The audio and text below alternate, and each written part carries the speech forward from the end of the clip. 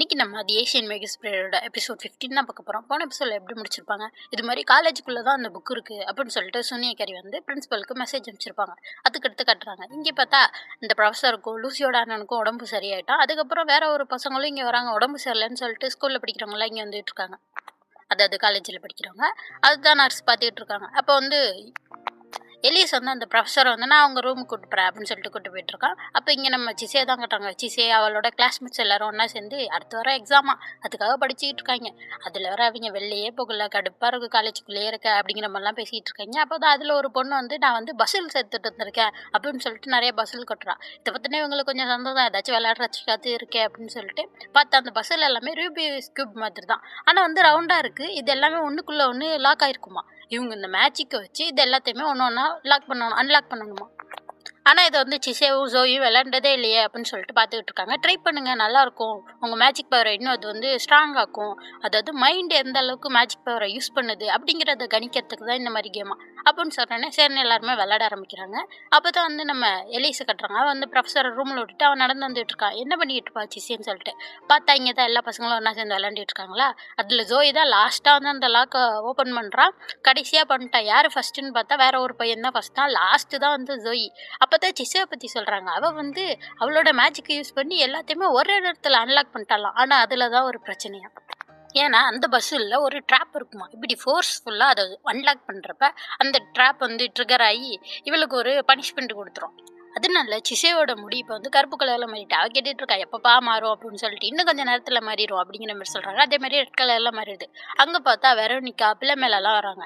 என்ன பண்ணிட்டு இருக்கீங்க அப்படிங்கிற மாதிரி வெரோனிகா கேட்குறா. அப்போ தான் அவங்க சொல்லிட்டு இருக்காங்க, நம்ம வந்து முன்னால விளையாடுவோம்ல ஒரு கேம், அதை தான் நாங்கள் இப்போ விளையாண்டுட்டு இருக்கோம், போர் அடிக்குதுன்னு சொல்லிட்டு அப்படிங்கிற மாதிரி சொல்கிறப்ப தான் ரேயான் வந்து பிள்ளை மேலே பார்க்குறான். அவள் எப்போதுமே சோகமாக தானே நினைப்பா. அவளை பார்த்துட்டு ரேயான் கூப்பிட்றான், வா நம்ம 2 பேரும் விளையாண்டு பார்ப்போம், யார் ஃபஸ்ட்டு அன்லாக் பண்ணுறாங்களோ அவங்க தான் வின்னு அப்படிங்கிற மாதிரி தான் இந்த கேமு. அதனால பிள்ளை மேலே கூப்பிட்றோம். அவள் வந்து நான் வரல அப்படிங்கிற மாதிரி சொல்கிறா. ஆனால் வெரோனிகா என்ன சொல்கிறா, நீ விளையாடுறது எனக்கு பார்க்கணும்னு ஆசையாக இருக்குது, நீ தான் சூப்பராக விளையாடுவிய, வந்து விளையாடு அப்படிங்கிற மாதிரி சொல்கிறா. வெரோனிகா வந்து பிள்ளைமேலாவுக்கு மாஸ்டர், அதனால அவள் சொல்கிறத கேட்டு தான் ஆகணும். அதனால பிள்ளைமேலாவும் விளையாட வந்து உட்காரான்.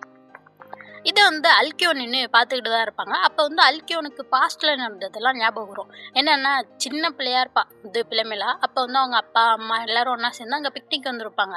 அப்போ தான் வந்து அவங்க அம்மா வந்து இந்த அல்கியோன்கிட்ட சொல்லிகிட்டு இருப்பாங்க, இது மாதிரி என் கூட கேமரா எதுவுமே எடுத்துகிட்டு வரல, அதனால இந்த சீன்ஸ் எல்லாம் நீ அப்படியே மெமரியில் சேவ் பண்ணி வச்சுக்கோ, ஏன்னா இவங்க வந்து ஒரு ஆர்டிஃபிஷியல் இன்டெலிஜென்ஸ் தானே, அதனால அப்படியே எல்லாத்தையும் சேவ் பண்ணி வச்சுக்கோ, எனக்காச்சும் யூஸ் ஆகும் இந்த ஹாப்பியான மெமரிஸ்லாம் அப்படிங்கிற மாதிரிலாம் பிள்ளைமேலோட அம்மா சொல்லியிருப்பாங்க.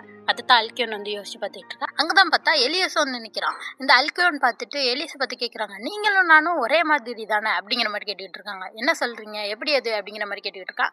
ஆல்ரெடி சிசேக்கேன்னு சந்தேகம் இருக்கும், 2 பேருமே ஒரே மாதிரி தான் இருக்காங்க, எமோஷன்ஸே இல்லாமல் அப்படிங்கிற மாதிரி தான் யோசிச்சு இருந்திருப்பா. அதை தான் வந்து அல்கியோன் கேட்டுட்டு இருக்காங்க.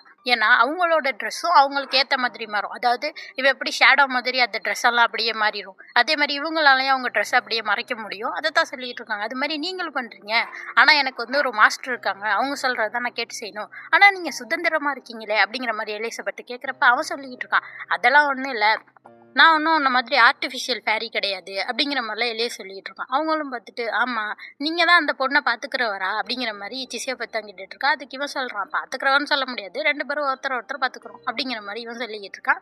அப்போ தான் வந்து இவங்க சொல்கிறாங்க, சரி நான் வேற உங்கள் டயத்தை வேஸ்ட் பண்ணிக்கிட்டு இருக்கேன் தேவையில்லாமல், இங்கேயே வந்தீங்க அப்படிங்கிற மாதிரி கேட்டுட்டு இருக்கப்போ தான் அவன் சொல்கிறான், இங்கே என்ன நடக்குதுன்னு புரிஞ்சிக்கிறதுக்கு வந்தேன், அதாவது இவங்க எல்லாம் எப்படி எமோஷன்ஸை யூஸ் பண்ணுறாங்க அது மாதிரிலாம் அவன் பார்க்கறதுக்கு வருவான், சிசை எப்படி எல்லாரும் கூட இருக்கான்னு சொல்லிட்டு அதை தான் பார்க்க வந்தேன் அப்படிங்கிற மாதிரி சொல்கிறப்ப தான் இவங்க சொல்கிறாங்க, இவங்களால அப்படிலாம் பார்க்க முடியாதான், உங்களை நினச்சி எனக்கு பொறாமையாக இருக்குது அப்படிங்கிற மாதிரிலாம் அவங்க சொல்லிகிட்டு இருக்காங்க. சிசையை பார்த்துட்டு இருக்கா, என்ன 2 பேர் பேசிகிட்டு இருக்காங்க அப்படின்னு சொல்லிட்டு இங்கே வந்து ரேயானியும் பிள்ளைமேலா என்ன கட்டுறாங்க, இந்த 2 பேரும் கேமில் வந்து முடிக்க போகிறாங்க. அப்போ தான் வந்து பிள்ளைமேலாவுக்கு வந்து பாஸ்ட்டில் ஞாபகம் வருது, இதே மாதிரி ரேயான் கூட சின்ன பிள்ளையில விளையாண்டுருப்பான். அப்போ வந்து ரேயானால ஜெயிக்கவே முடியாது, தோத்து தான் போயிருப்பான், அதான் சொல்லிக்கிட்டு இருப்பான். உடனே இவ சந்தோஷமாக அவங்க பாட்டிக்கிட்ட ஓடி வந்து சொல்லலான்னு வந்திருப்பான். அந்த பாட்டி பார்த்து முறைச்சி பார்த்துட்டு, இப்படி நீ அடுத்தவங்களை கேமில் ஜெயிக்கணும்லாம் அவசியம் இல்லை, உனக்கு படிக்க வேண்டிய நேரம் வந்துட்டுல, போய் படி அப்படின்னு சொல்லிட்டு துரத்தி விட்டுருப்பாங்க. அதை நினச்சி இவ அப்படியே பதட்டமாக இந்த கேம்லையும் தோத்துடுறா. ரேயான் தான் ஜெயிச்சிருவான். ஆனால் ரேயானுக்கே இது அதிர்ச்சியாக இருக்குது, எப்படி ஜெயிச்சானு, ஏன்னா இவ தான் எப்போதுமே ஜெயிப்பா, இப்போ எப்படி தோத்து போடா அப்படின்னு சொல்லிட்டு இவனுக்கு கோவம் வந்துடுது. பிள்ளைமேலா பிடிச்சி கேட்க ஆரம்பிச்சிடறான், நீ வேணுக்கு தானே இப்போ தோத்து போன, ஏன் இப்படி பண்ணுற அப்படி இப்படின்னு சொல்லிட்டு இவன் கோவப்பட ஐசக் தான் வந்து தடுத்துறான். உடனே அவ சொல்றா, நான் ஒன்றும் முன்னாடி மாதிரிலாம் கிடையாது, என்கிட்ட ரொம்ப அதிகமாக எதிர்பார்க்காத, நீ ஏமாத்து போகிறதுக்கு நான் காரணம் இல்லை அப்படிங்கிற மாதிரி அவ சொன்னோடனே ரேயான் அங்கே வந்து கோவமாக போயிடுறான். ஐசக்கும் ஜோயும் அவனை தத்திட்டு போயிட்டு இருக்காங்க. இங்கே வந்த பிள்ளைமேலாவும் நானும் போறேன்னு சொல்லிட்டு விழு ஓடி போயிடுறான். லூசியும் சிசேவும் பின்னாடி போயிட்டு இருக்காங்க. அப்பதான் பார்த்தா இன்னொரு பொண்ணுக்கு இங்கே உடம்பு சரியில்லை அப்படிங்கிற ரேயான் தான் கட்டுறாங்க. அவன் வந்து ஐசக்கிட்ட சொல்லிட்டு இருக்கான், இது மாதிரி நானும் அவளும் சின்ன பிள்ளையில இந்த கேம் விளாண்டுருக்கோம், எப்போதுமே அவ தான் ஜெயிப்பா, என்னை விட அவ திறமைசாலி, ஆனா ஏன் இப்ப அவ வந்து வீக்கான மாதிரி நடிக்கிறா, ஏன் இப்பெல்லாம் அவ இருக்கான்னு எனக்கு தெரியல அப்படிங்கிற மாதிரி சொல்றப்ப ஐசக் சொல்றான், ஏன்னா அப்படிதான் அவ வந்து வாழ்க்கையை வாழ்ந்துகிட்டு இருக்கா, உனக்கு புரியலையா அப்படிங்கிற மாதிரி சொல்றப்ப இவன் வந்து கத்திட்டு இருக்கான், ஏன் முன்னெல்லாம் அவன் அப்படி இல்லையே, ஏன் இப்ப முட்டி இப்படி இருக்குதா அப்படி இப்படின்னு இவன் பாட்டுக்கு பேசிட்டு இருக்கா. ஐசக்கும் வந்துருது, நீ என்ன முட்டாளா, அவ வந்து தேவையில்லாம இப்படிலாம் பண்ணுவாளா, அவளுக்கு ஏதோ பிரச்சனை இருக்கு, இது கூட உன்னால புரிஞ்சுக்க முடியா, ஒன்ன மாதிரிலாம் என்னால இருக்கவே முடியாது அப்படின்னு சொல்லிட்டு ஐசக் அங்கேருந்து போயிடுறான். அப்பதான் வந்து ஜோயி சொல்றான், நீ என்னதான் கோவமா இருந்தாலும் பொண்ணுகிட்டயோ ஃப்ரெண்டுகிட்டயோ இப்பெல்லாம் நீ பேசக்கூடாது ரேயான் அப்படிங்கிற மாதிரி ஜோயி சொல்லிட்டு இருக்கான். அப்படியே இங்க நம்ம பிள்ளைமேல கட்டுறாங்க. இவ வந்து ஓடிட்டு இருக்காளா, சிசே வந்து பிடிச்சிட்டு இவளை பாக்குறா அழுகுறாளான்னு சொல்லிட்டு பார்த்தா கண்ணு முழுக்க சோகமா இருக்கா, ஆனா அழுகலை. அப்பதான் வந்து சிசேக்கு இவளோட ஞாபகம் வருது, இவளும் இப்படிதான் சின்ன பிள்ளையில இருந்திருப்பா,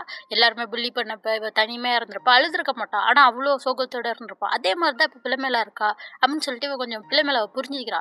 என்னாச்சு ஏன் இப்படி அப்படின்ற மாதிரி சொல்றப்ப பிள்ளைமேல சொல்றா, நானும் வந்து ரேயானும் சின்ன பிள்ளையில விளையாண்டுருக்கோம், எப்போதும் நான் ஜெயிச்சிருக்கேன், அவன் வந்து அதை பத்தி கோவம்லாம் பட மாட்டான், ஆனா எப்போதுமே என்னை பத்தி நல்ல வார்த்தைகள் மட்டும்தான் சொல்லுவான், ஆனா இப்ப எனக்கு ஜெயிக்கிறதுக்கோ தோக்குறதுக்கோ எந்த உரிமையுமே கிடையல அப்படிங்கிற மாதிரிலாம் இவ சொல்றான். அதோட நான் வேஸ்ட்டு, எதுக்குமே தகுந்தவில்லை அப்படி இப்படி இவ பாட்டுக்கு கண்ணப்பனான்னு பேச அப்பதான் சிசே சொல்றா, இது எல்லாமே உனக்கு உங்க பாட்டி தான் சொன்னது, நீ வந்து என்ன நினைக்கிற, உனக்கு என்ன வேணும், முன்னாடியும் சரி இப்பயும் சரி நீ எனக்கு என்ன ஆசைப்படுற, உனக்கு என்ன வேணும் அதை மட்டும் சொல்லு அப்படிங்கிற மாதிரி சொன்னா இவ இப்படியே பாக்குறா, சொல்ல வர ஆனா அவளால முடியல. என்ன சொல்றான்னா, இது மாதிரி அதெல்லாம் பண்றதுக்கு எனக்கு உரிமையே கிடையாது அப்படிங்கிற மாதிரி சொல்லிட்டு அங்க இருந்து சோகமா போயிடுறா. இதான் லூசியும் பார்த்துக்கிட்டு இருக்கா, இப்படி ஆயிட்டுன்னு சொல்லிட்டு. அப்பதான் சிசே சொல்லிட்டு இருக்கா, எனக்கு நானும் இவளும் வித்தியாசமா தான் வளர்ந்துருக்கோம், ஆனா அவளுக்குள்ள இருக்க அந்த வலி அதே தான் நானும் பார்த்துருக்கேன், அது எனக்கு புரியுது என்னன்னு சொல்லிட்டு அப்படிங்கிற மாதிரி சொல்லிட்டு இருக்கா. இங்கே கட்டுறாங்க, அந்த முடியாத பொண்ணை வந்து நர்ஸ் ரூமுக்கு கூட்டிட்டு வந்துடுறாங்க. அப்புறம் இங்க பிள்ளைமேலோட பாட்டியை கட்டுறாங்க, அந்த உல்ஃபு கிட்ட தான் பேசிட்டு இருக்காங்க. அந்த ஒய்ஃப் உல்ஃப் வந்து அழுகுறாங்க, இது மாதிரி என் ஹஸ்பண்டே இறந்துட்டாங்க, என் பிள்ளைங்களையாச்சும் திருப்பி கொடுங்க, ஏன்னா இவங்க தானே எடுத்து வச்சிருக்காங்க அப்படின்னு சொல்லிட்டு கேட்டா அந்த கிழவி வந்து கோவப்படுது, ஆளை வச்சு அடிக்குது. அடிச்சு போட்டு என்ன சொல்லுதுன்னா, நீ வந்து பிரச்சனையில இருந்து தள்ளியே இரு, நான் அப்புறம் பாக்குறேன் யோசிக்கிறேன் அதை பத்தி அப்படிங்கிற மாதிரிலாம் சொல்லிடுது. அவங்க அழுதுகிட்டு இருக்காங்க. அதுக்கடுத்து இங்கே காட்டுறாங்க, காலேஜில் இப்போ நல்லா மழை பெஞ்சிட்டு இருக்கா. அதை வந்து சிசே உட்காந்து பார்த்துட்டு இருக்கா. அங்கே தான் வந்து எலியஸும் வந்துடுறான். அவன் வந்து கேட்டுட்டு இருக்கான், உனக்கு மழைன்னா பிடிக்குமா அப்படிங்கிற மாதிரி. அப்போ தான் இவன் சொல்கிறான், ஏன் பிடிக்குமே அப்படின்னு சொல்லிட்டு, இது மாதிரி வீட்டில் நம்ம தோட்டம்லாம் என்னாச்சோ, அங்கே பம்ப்கின்லாம் நம்ம வேற அறுவடையே பண்ணல, என்ன ஆக போதோ அப்படிங்கிற மாதிரிலாம் சொல்கிறப்ப தான் இவன் சொல்லியிருக்கான், கவலைப்படாத சில்வர் எல்லாத்தையும் பார்த்துப்பா, நம்ம எப்போ தான் வீட்டுக்கு போவோம் அப்படிங்கிற மாதிரி கேட்டுட்டு இருக்கப்ப, நம்ம எப்படி கிறிஸ்மஸ் அப்போ போயிடலாம் அப்படிங்கிற மாதிரி சொல்கிறான். அப்போ வச்சிருக்க பம்ப்கின்லாம் நம்ம என்ன பண்ண போகிறோம் அப்படின்னு சொல்லிட்டு, அந்த சாப்பாடு செய்யலாம் இந்த சாப்பாடு செய்யலாம், அதோட சில்வர் வந்து கேக்கை பேக் பண்ணி தருவா அப்படிங்கிற மாதிரிலாம் பேசிட்டு இருக்காங்க. இதுல வேற சொல்லிக்கிறாங்க, நம்ம 2 பேரும் உட்காந்து பேசி ரொம்ப நாள் ஆகுது அப்படிங்கிற மாதிரிலாம் பேசிட்டு இருக்காங்க.